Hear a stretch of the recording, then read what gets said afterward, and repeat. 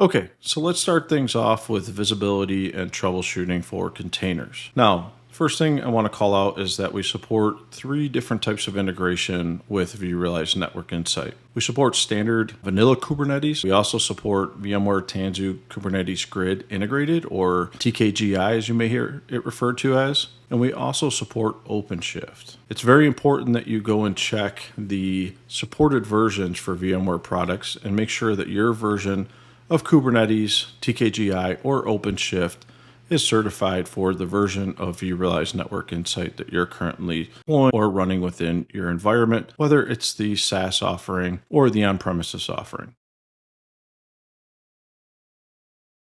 So looking at vRealize Network Insight container integration, we're going to take a look at day 0 and day 2. So from a day 0 perspective, we cover inventory collection and visualization, app definition, traffic visibility, and security planning. From a day 2 perspective, we cover service to service path, service topology, events and alarms, troubleshooting, capacity planning, and reporting. Within a Kubernetes environment, all of these are important to be able to have visual management capabilities on, and that's what you're going to be able to see here within vRealize Network Insight, both encompassing the Kubernetes environment and the networking environment supporting that Kubernetes environment.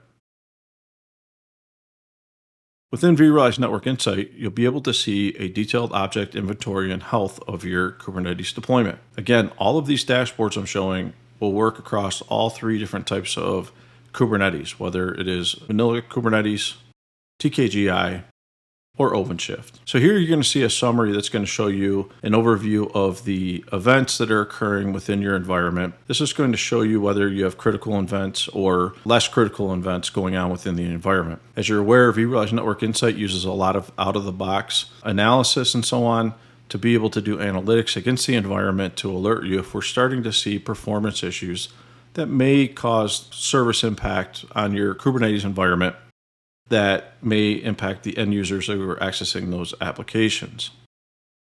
Now here we can see that we've got an overview as an example of 3 clusters deployed in my environment. I've got 20 namespaces, 66 services, 8 nodes, 97 pods, and 2 different applications inside my environment that are composed of containers. We also get a nice overview here of our Kubernetes pods by namespace. So this is going to show me all of my different namespaces, the associated cluster, and the number of pods that are associated with each namespace. We can also take a look at the Kubernetes pods by service. So here we can see the Kubernetes cluster, the service, and how many count of Kubernetes pods are deployed within that specific cluster. By clicking on any of these links within Network Insight, you can go ahead and automatically access those services and be able to look at the overview, which I'll touch on here in a little bit. Same thing goes with clusters and also with the specific pods. You can also launch right into any of these by also clicking on any of these links up here in the summary bar to take a look and see. If you want to focus on clusters, you can click on the 3 and it's going to open up, show you your 3 clusters. And again, you can double click into each one of those to have visualization within each one, depending on what you're trying to look for from a visibility perspective or from a troubleshooting perspective. So within Network Insight, another thing that we want to make sure to call out is that we have micro-segmentation planning or security planning within vRealize Network Insight across multiple different infrastructures, not just tied to NSX.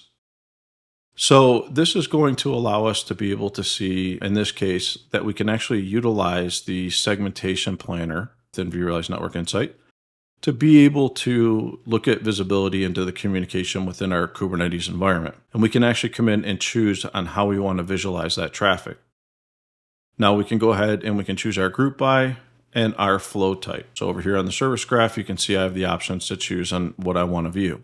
If I choose Kubernetes services, I'm going to see each one of these represented in the graph here by service and then the communication within those service tiers. If I choose by namespace, I'm going to get the same thing. It's going to show me the namespaces and communication, whether it's between other namespaces or other services, depending on what I'm viewing. And also if I've got communication going out to the internet or other shared physical resources or physical resources within my infrastructure. Now, if I click on any one of these, I can go in and launch into the planned security policies for microservices. This is going to give me an overview of the services and flows for the specific microservice that I clicked on. So in this case, if I click on orders, it's going to show me for how many services are in the group, how many external services are accessed, how many flows are incoming and outgoing, and more importantly, it's going to give me a list of recommended firewall rules. Now, these firewall rules are going to show me based off of how I've chosen by the group by. So if I chose by service, it's going to show me the rules by a source and destination based off the service. If I choose namespace, you're going to get by namespace. So this is showing me the source and the destination by service. So I can see my source here, I can see my destination. I can see the services that it's encompassing from a flow perspective. I can also see the protocol and the recommended whitelist action so that we don't break our application when we add that deny all at the end of our firewall rule list within the NSX distributed firewall as an example. We'll also show you the number of related flows that we're seeing that are associated with each rule that is suggested. Now, by clicking on the three dots over here in the upper right-hand corner, you'll have the option to export these firewall rules either as a CSV or as a YAML file. Now, you're going to want to do this as a YAML file in most cases because you can utilize these to deploy within native Kubernetes in your environment, as example, OpenShift or vanilla Kubernetes.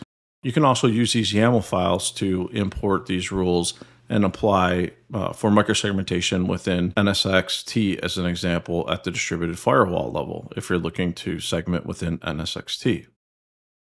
This comes in very handy to quickly be able to segment your container space within your environment without having to go through and manually create rules within your infrastructure. And then lastly, we're also going to have the capabilities here of connecting the dots between containers and virtual and physical infrastructure. So Network Insight has very different use cases, and one of its very strong use cases is the fact that we have the capability of having visibility into the underlay and the overlay. So we can see the underlying network infrastructure supporting the containers environment, and we can see the overlay infrastructure supporting the containers environment. It's also important to call out that vRealize Network Insight currently only supports utilizing NSXT as your CNI for your Kubernetes environment, whether it's vanilla Kubernetes, OpenShift, or TKGI. So here you can see as an example, if we chose on a specific pod, I can take a look and I can see the pod name. And we're also going to show you information such as the NSX manager, the IP address, the Kubernetes cluster, the name of the virtual machine, the Kubernetes namespace, the host IP address or host name. So that's going to be your physical host.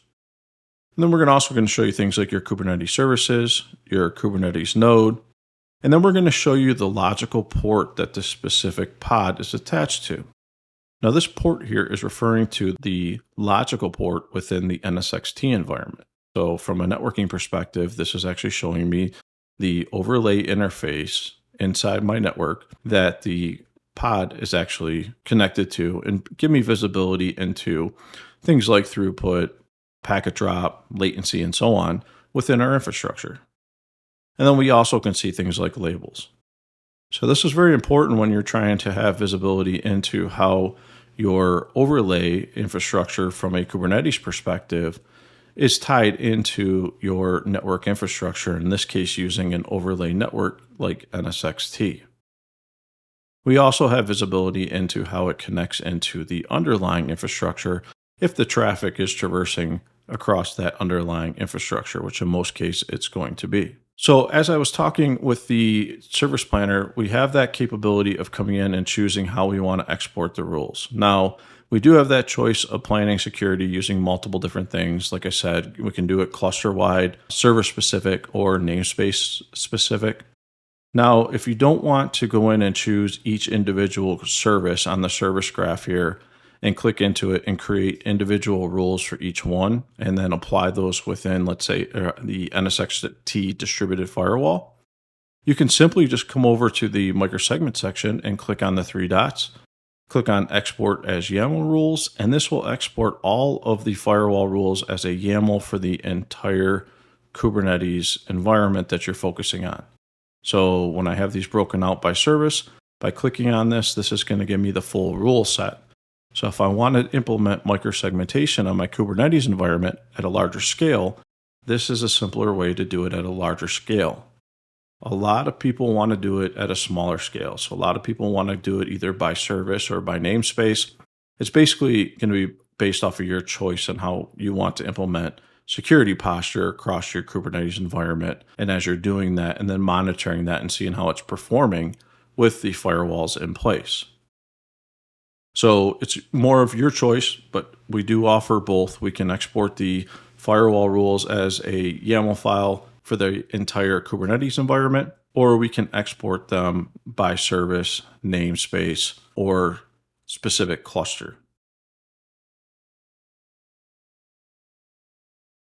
And then you can take these rules after you exported them, and you're going to see all of the various different files that get exported, the YAML files here. In this case, you can see my list of YAML files that I've exported. So it's showing me the different, in this case, like the database for sock shop for TCP flows. I can see that same thing for UDP flows. I can also see for the shopping cart. So it's breaking all this out for this application, and it's actually exporting all the different rules into a list here. Now I can take these rules and I can actually apply them within Kubernetes utilizing the command up here, kubectl apply -f *.yaml. And that's going to be your YAML file. Now, this is just showing you an example. If you were to view those YAML files, you can see the contents in it that we're exporting. So this is going to show you the actual firewall rule for each one. So here I can see that I'm utilizing port 443, TCP protocol. It's giving me my IP block, the protocol. It's also showing me my destination IP block. And then it's also matching labels. So in this case, it's matching the service, and it's showing me the policy type as egress. So this is an example of the file that I've exported that I've opened up, and I can see this rule that I can now take to implement within NSXT at the distributed firewall. We can also take a look to see our approved container baselines. So here we're going to be able to review our container images in our environment per usage. So you're going to see a list of all your different image IDs. So you can see here, as I mentioned, all the images that are being used. And then we're also going to be able to see the count of Kubernetes pods associated with each image. Now we can also take these and we can set alerts when an image is used. If we want it to be alerted for any time a specific Docker image is used within our environment, I can actually set an alert to alert me in this case, if any of this changes. So in this case, I can see that I've got 10 count of Kubernetes pods for this specific image. And if it does change, I can get an alert to be aware of the change within my environment that somebody is actually utilizing one of those images. Looking at it from a node health perspective, we can also do a one-click view of the critical node health parameters. Here I can see the specific node that I chose, in this case the load, and this is actually showing me the various different Kubernetes nodes and the Kubernetes pods. So I can see the number of, or I can see the actual node ID number, and I can see the number of pods associated with that node ID number. I also can take a look at various different things like node readiness, CPU contention, disk contention, memory contention, and node imbalance.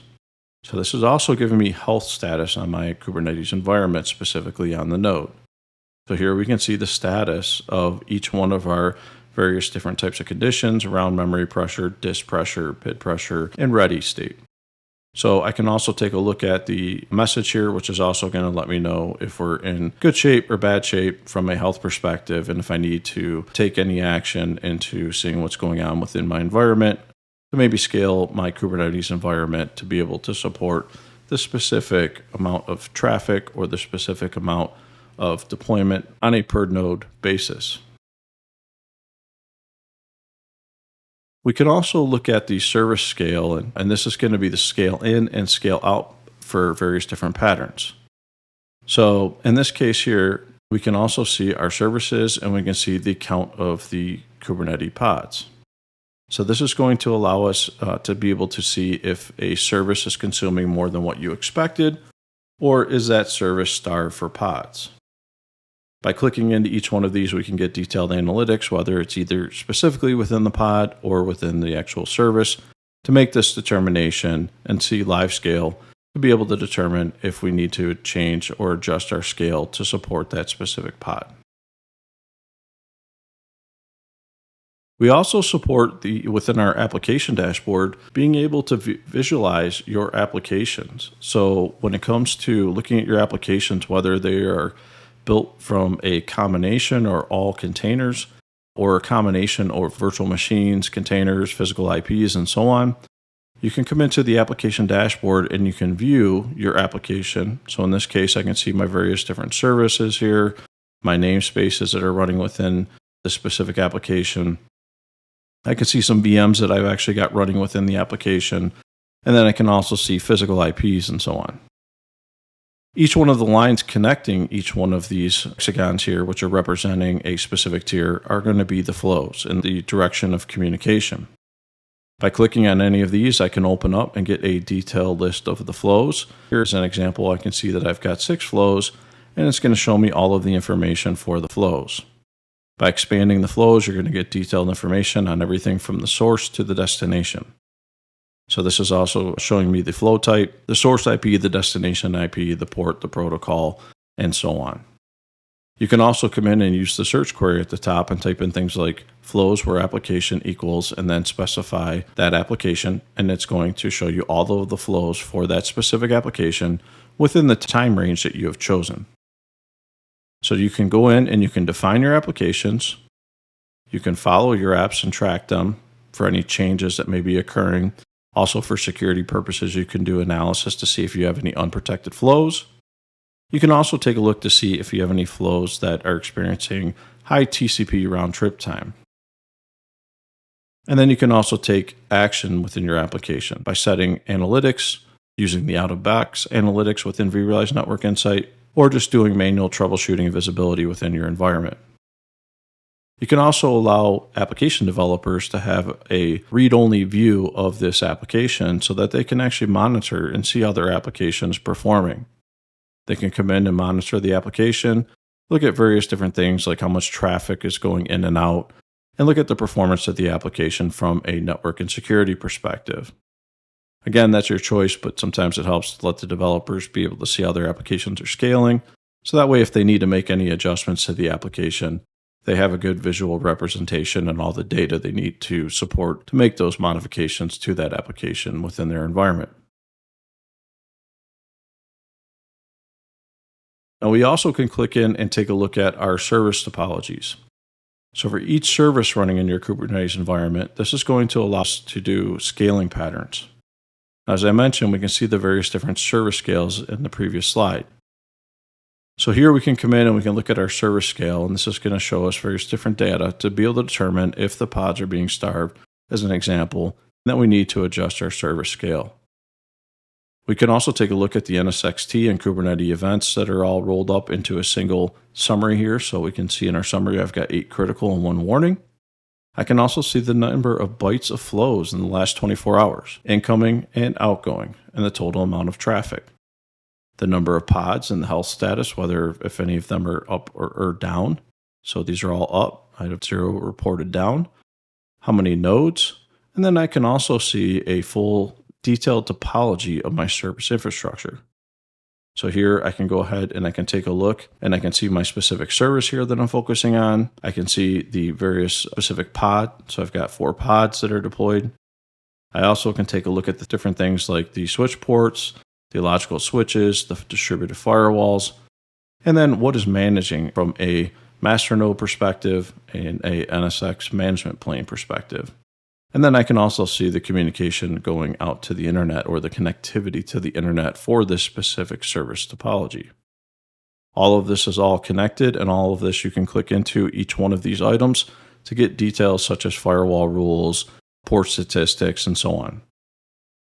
You're also going to get properties that's going to show you things like which NSX manager, the Kubernetes cluster, the namespace, node port for the type, the IP address, and any labels.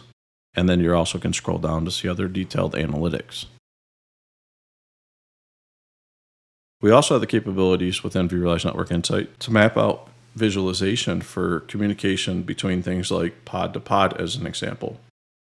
So in this example here, I can actually see between two pods and the communication that is going over my NSXT overlay.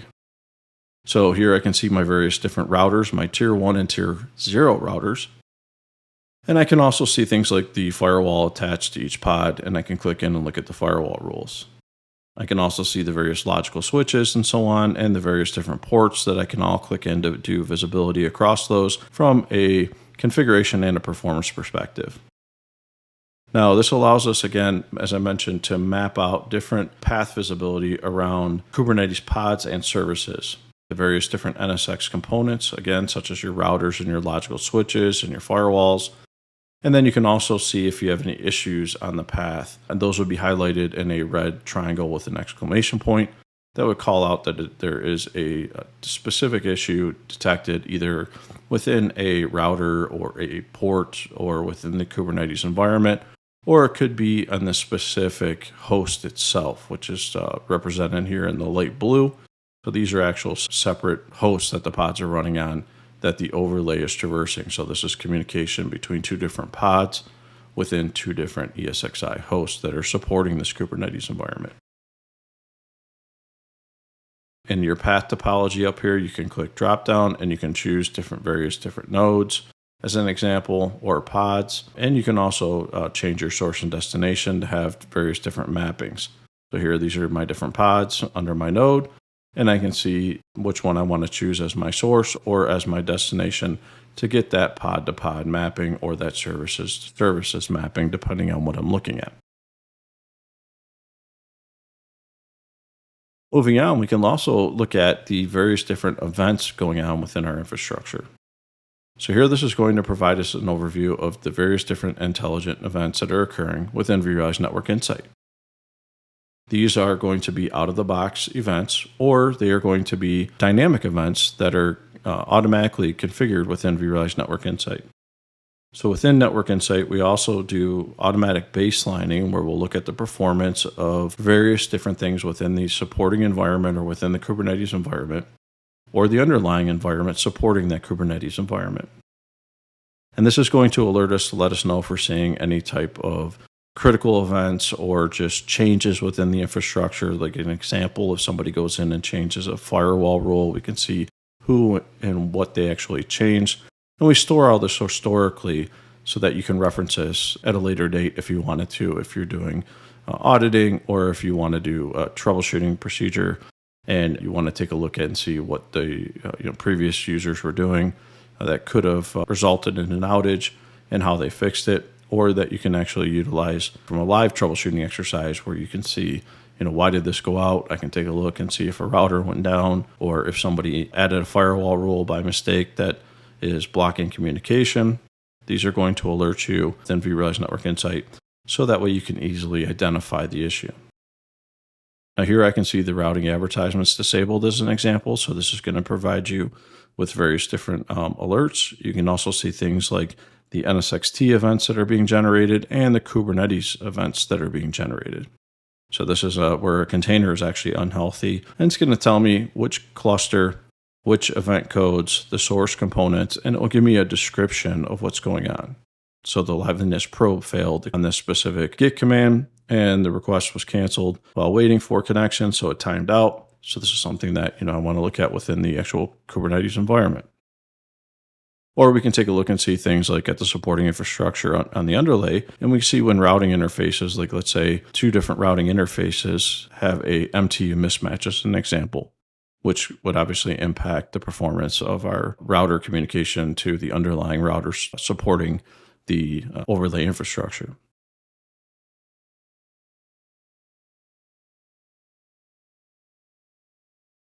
Now, from a quick search perspective, we can also utilize the Elastic Search Engine within vRealize Network Insight to be able to do various different searches for data. So we can type in various different properties to quickly filter specific data that you want to focus on. We can also do save searches so that you can use those at a later date. instead of having to type those out again. You can also create custom dashboards or pinboards within your environment by taking any of the specific data and clicking on the specific pin and pinning it to a specific dashboard or a pinboard. You can also look at custom events and notifications through the query search. So here you can utilize, again, the Elastic Search Engine, like searching Google, and you can type in various different search queries to queue up specific data, depending on what you're looking for. This is showing me the carts in this section here for the database, and I can see the different information for this specific database that I focused on within this pod. So I did a search here where it says Kubernetes pod, where container image ID like Mongo and Kubernetes namespace equals sock shop, and Kubernetes node equals, and I specified the node ID. So it's now giving me the output, and I can see all of the detailed information, such as the container image ID, the Kubernetes namespace, the node, the service, the IP address, the VM, the specific labels, the vendor ID, the creation time, and also the associated container. So I can see again the name, image, and the image ID. So as you can see, the search engine within vRealize Network Insight can be very powerful at searching for data that you're looking at within your specific environment. This applies not just to the Kubernetes environment, but your entire infrastructure that you're monitoring with vRealize Network Insight.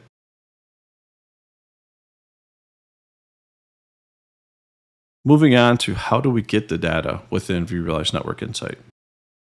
So as part of implementing data source integration with vRealize Network Insight, we need to be able to gather data from two different points when we're talking about TKGI, OpenShift, or vanilla Kubernetes.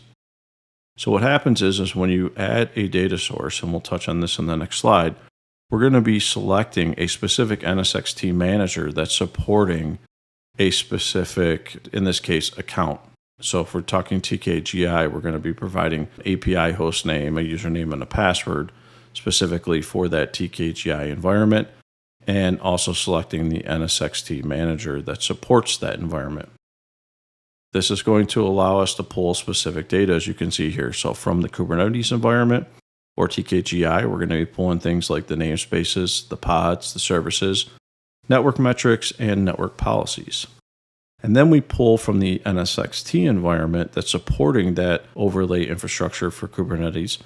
We're going to pull things like the logical switches, the logical routers, the various different router and switch ports and all their detailed information, associated IP blocks, NSX groups and their members, associated distributed firewall rules and NSX groups, load balancers, transmit and receive counters, and also the IPFix traffic flow records.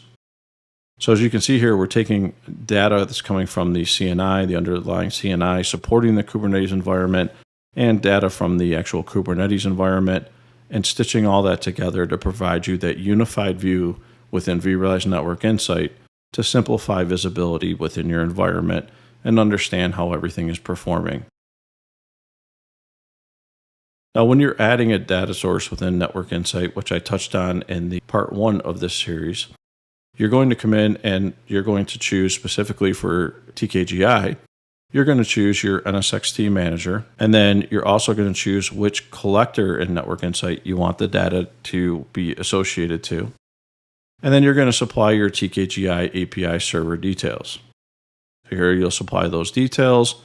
You'll click on validate, and then you can name it and provide some notes if you want to, and then hit submit. It's simple as that. Once you've done that, the data is automatically collected by vRealize Network Insight and displayed in all the detailed dashboards that I showed you in the previous slides that we talked about. When you're doing a vanilla Kubernetes deployment, you will also be selecting the NSXT manager that's acting as the CNI for that vanilla Kubernetes environment, and the collector within vRealize Network Insight you want associated to pull that data. And then you're going to actually upload your kube-config file that you get from your environment, and then that's going to allow Network Insight to collect the data from that specific vanilla Kubernetes environment. And this is going to be the same for OpenShift also. You'll click on validate, supply name, put in some notes, and then hit on submit over here, and Network Insight's going to start working its magic and collecting that data.